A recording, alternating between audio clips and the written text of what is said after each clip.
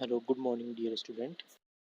Today is 17th July and day is Friday, and we are doing a fourth chapter, Travel, Decos, and the Vision of a Golden Age.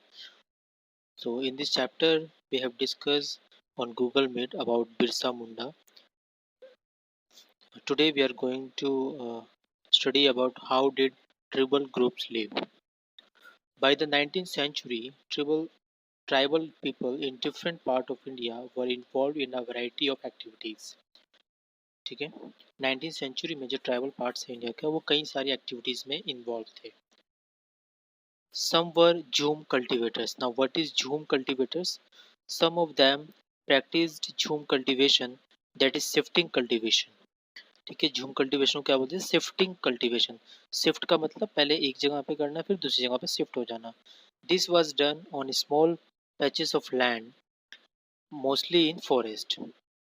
और ये कहाँ किया जाता था? ज़्यादातर ये लैंड पे फॉरेस्ट में. The cultivators cut the tree tops to allow sunlight to reach the ground. और जो ट्री टॉप्स होते थे, ट्री का जो चोटी होती है उसको वो काट देते थे ट्री की, ताकि जो सनलाइट है वो ग्राउंड तक आ पाए. And burn the vegetation on the land to clear it for cultivation. और जो नीचे की ज़मीन है उसको वो जला देते थे ताकि वो कल्टीवेशन के लिए खाली हो जाए. They spread the ash from the firing. और जो राख थी वो उसको स्प्रेड, जो जलाने के बाद जो राख मिलती थी उसको वो सारे में फैला देते थे. Which content potash. उसमें क्या होता था? पोटास होता था. To fertile to fertilize the soil. Soil को फर्टाइल करने के लिए. They use to cut trees and the how to scratch the soil in order to prepare it for cultivation.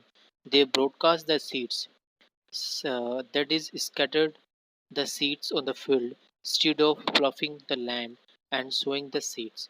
Once the crop was ready and harvested, they moved to another field. तो जब एक बार वो पूरी हो जाती थी crops और harvest कर लेते थे उसके बाद वो दूसरी जगह पर चले जाते थे. तो इस वजह से मूव होने की वजह से क्या कहते हैं इसको हम? Shifting cultivation. ठीक है, या फिर झूम cultivators. A field that had been cultivated once was left fallow for several years. और कुछ टाइम तक उसको खाली छोड़ दिया जाता था. उसको हम क्या बोलते थे? फैलो. ठीक है, उस खाली छोड़ने को फील्ड को कि जिस जगह पर उन्होंने एक बार कल्टीवेशन कर लिया उस फील्ड को वो कुछ टाइम के लिए खाली छोड़ देते थे, तो इसलिए उसको क्या कहते थे? फैलो. उस फील्ड को. ठीक है, लिखा भी है. फैलो क्या होता है? A field left uncultivated for a while so that the soil recovers fertility. Okay. Shifting cultivators were found in the hilly and forested tracts of northeast and central India. The lives of these tribal people depended on free movement within forests and on being able to use the land and forest for growing their crops. That is the only way that they could practice shifting cultivation. ठीक है, तो इसमें बताया है कि जो shifting cultivation were found in the hilly and forest track of north east and central India. और जो उनकी ज़िंदगी थी वो किस पे बसी हुई थी? उनकी ज़िंदगी डिपेंड थी फ्री मूवमेंट पे, फॉरेस्ट में, कि वो जंगल में कहीं भी घूम सकें, फॉरेस्ट में रह सकें और क्रॉपिंग कर सकें.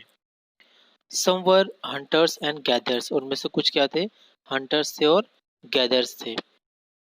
इन many region tribal groups live by hunting animals. कुछ अभी हमने ऊपर पढ़ा, कुछ ऐसे थे जो कि कल्टीवेशन यानी कि खेती बाड़ी करते थे और कुछ क्या थे?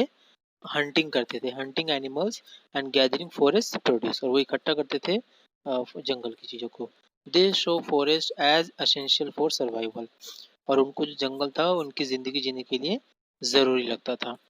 The Khondos were such a community living in the forest of Orissa. एक खोंडोस एक कम्युनिटी है ट्राइबल्स की जो कहाँ पे रहते हैं? उड़ीसा में. They regularly went out on cultivative hunts and then divided the meat amongst themselves. और वो रेगुलरली जाते थे हंटिंग के लिए और जो भी मीट होता था उसको आपस में डिवाइड कर लेते थे. They ate fruits and roots collected from the forest and cooked food with the oil they extracted from the seeds of the sal and mahua. ठीक है, they ate fruits and roots collected from the forest and cooked food with the oil. कहाँ से भी मिलता था? they extracted from the seeds of sal and mahua से जो उनको ऑयल मिलता था उससे. they used many forest herbs and herbs for medicinal purpose, और कई सारे वो फॉरेस्ट के जो श्रब्स होते थे, जो हर्ब्स होते थे, उनको यूज़ करते थे मेडिकल पर्पस के लिए। And sold forest produce in the local market, और जो फॉरेस्ट की चीज़ें होती थी वो उनको लोकल मार्केट में भी बेचते थे। The local weavers and leather workers turn to the counts when they needed suppliers of kusum and plas flowers to color their cloth and leather. ठीक है, the local weavers and leather workers turned to the खुंडूस when they needed, जब भी उनको कोई जरूरत होती थी वो खुंडूस के पास जाते थे, किस चीज के लिए, supply of kusum and palash flowers to colour their cloth and leather.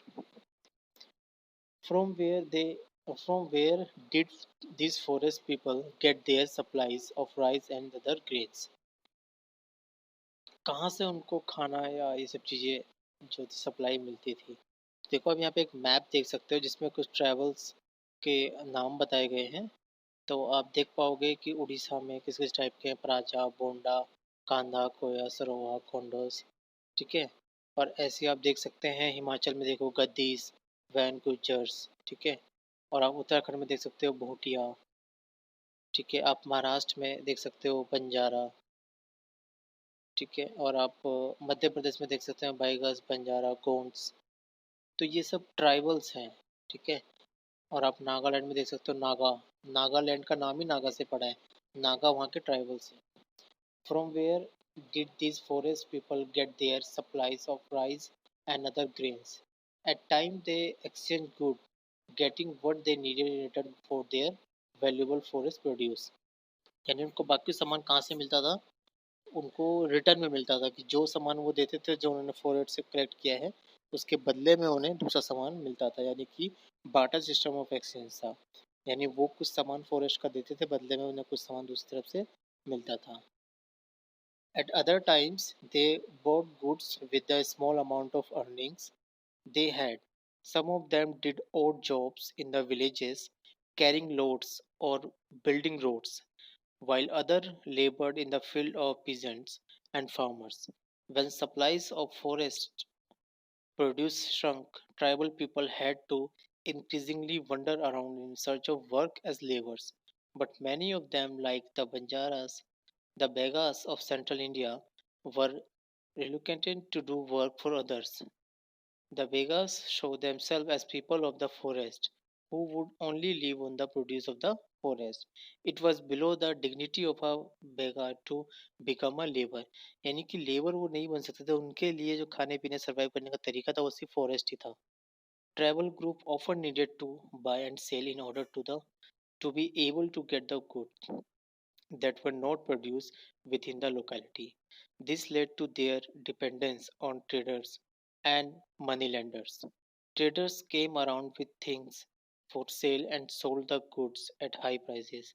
Moneylenders gave loans with which the tribals meet their cash needed, adding to what they earned, but the interest charged on the loans was usually very high. So, for the tribals, market and commerce often meant debt and poverty. They therefore came to see the moneylender and trader as evil outsider and the cause of their misery। तो यहाँ पे आपने देखा, यानी कि tribals को मजबूरी में उनके लिए एज ए लेबर काम करना पड़ता था, और जबकि उन्हें अपने अपने खाने के लिए, सर्वाइव करने के लिए, अगर वहाँ से वो कुछ लोन लेते भी थे तो वो काफ़ी हाई प्राइस पे उनको देते थे, बहुत महंगे में। ठीक है, तो ऐसे में जो आउटसाइडर थे वो उनको एविल की तरह दिखते थे, ट्राइबल्स को एविल लगते थे वो लोग। सम हर्डेड animals. Many tribal groups lived by herding and rearing animals. They were pastoralists who moved with their herds of cattle or sheep according to the season. When the grass in one place was exhausted, they moved to another area. The Van Gujars of Punjab Hills and the Lavadis of Andhra Pradesh were cattle herders. The Gadis of Kullu were shepherds, and the Bakarwal of Kashmir reared goat. You will read more about them in your history book next year, ये आप 9th में पढ़ोगे। But अभी से बताया कि कुछ ऐसे भी थे जो एनिमल पालते थे। तो अभी हमने देखा ऊपर कुछ ऐसे थे जो कल्टीवेशन करते थे, खेती बाड़ी, कुछ ऐसे थे जो एनिमल की हंटिंग करते थे, और कुछ ऐसे थे जो एनिमल्स को पालते थे, उनको चराते थे।